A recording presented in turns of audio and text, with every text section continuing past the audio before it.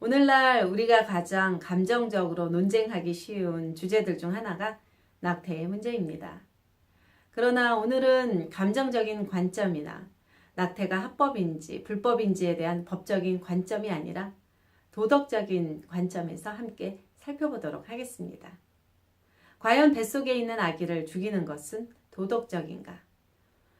이런 관점으로 낙태를 보기 위해 먼저 생각해 보아야 할 문제가 있습니다.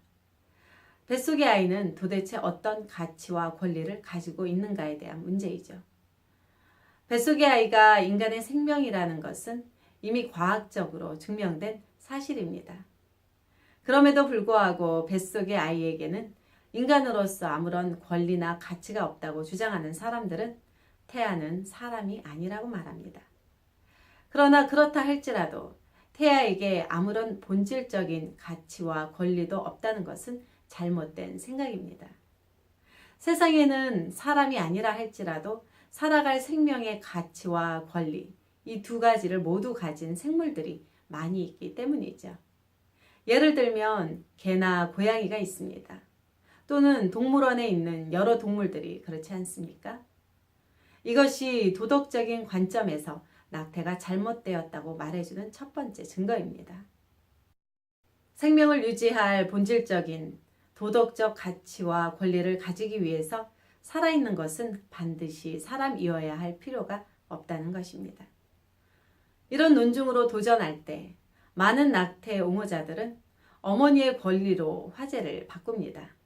어떤 상황이나 이유에서든지 혹은 임신 중 언제가 되었든지 상관없이 태아의 생명을 죽이는 것은 어머니의 권리라고 그들은 주장합니다. 이런 주장은 태아가 생명을 유지할 본질적인 가치가 없다고 믿는 경우에 가능합니다. 그러나 오직 한 경우는 예외죠. 임산부가 아이를 출산하고 싶어 할 때는 유일하게 뱃속의 아이가 반드시 살아야 할 무한한 가치와 절대적인 권리를 가지고 있다고 사람들은 믿습니다.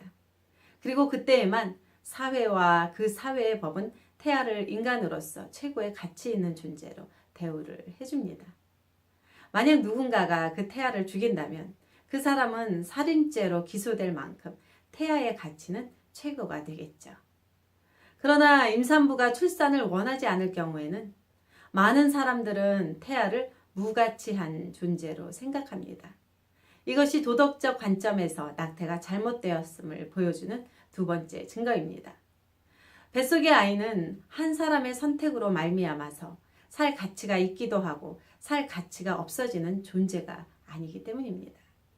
도대체 엄마 혼자서 태아의 가치를 결정하는 도덕적 근거는 어디에 있습니까? 우리는 태어난 신생아에 대해서는 그렇게 대우하지 않습니다. 신생아에게 살아갈 가치와 권리가 있는가 없는가는 그 아이의 엄마 아빠가 결정하는 것이 아니라 사회가 되기 때문입니다. 그렇다면 왜 인간의 가치는 태어나기 전과 태어난 후가 달라야만 할까요? 왜 뱃속의 아이가 살아야 할 그 어떤 권리를 가질 것인가에 대해서 한 사람, 즉 그의 엄마가 결정하는 것일까요? 많은 사람들은 이런 질문에 대해 여성은 자신의 몸을 관리할 그리고 통치할 권리가 있다고 답을 합니다. 물론 그 말은 옳습니다. 그것은 굳이 여성일 뿐만 아니라 장성한 성인이라면 그 누구나 자신의 몸에 대한 결정권을 가지고 있는 것은 맞습니다. 그러나 여기서 문제는 태아는 여성의 몸의 일부분이나 혹은 여성의 몸이 아니라는 점입니다. 태아는 엄마의 몸 안에 있다는 것이죠. 태아와 여성의 몸은 분명하게 분리된 몸입니다. 이것이 도덕적 관점으로 낙태가 잘못되었다는 세 번째 증거입니다. 어느 누구도 임신한 여성에게 태아에 대해서 물어볼 때 당신의 몸은 어떠세요? 라고 묻지 않습니다. 사람들은 당신의 아이는 어떤가요? 라고 묻죠. 그럼에도 불구하고 모든 사람은 태아가 자궁 밖으로 나오는 순간 그 아이를 죽이는 것은 살인이라는 점에 동의하면서도 태어나기 몇 개월 전에 태아를 고의로 죽이는 것은 이빨 하나를 빼는 것만큼 전혀 도덕적인 문제로 삼고 있지 않습니다. 마지막으로 도덕적 관점에서 낙태가 잘못되었음을 보여주는 네 번째 증거는 심지어 낙태 찬성자들 사이에서조차도 낙태가 도덕적이지 않다는 것을 인정하는 사례들이 있다는 것입니다.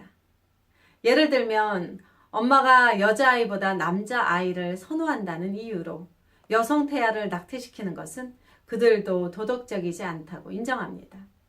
이런 일들은 이미 중국과 여러 곳에서 수도 없이 일어났고 또 현재 일어나고 있습니다. 오늘날 많은 사람들은 낙태의 모든 경우를 범죄로 보지 않게 만들 실질적인 이유를 제시할 수도 있습니다. 예를 들면 강간이나 근친상간 이후에 낙태의 도덕성을 논할 수 있겠죠.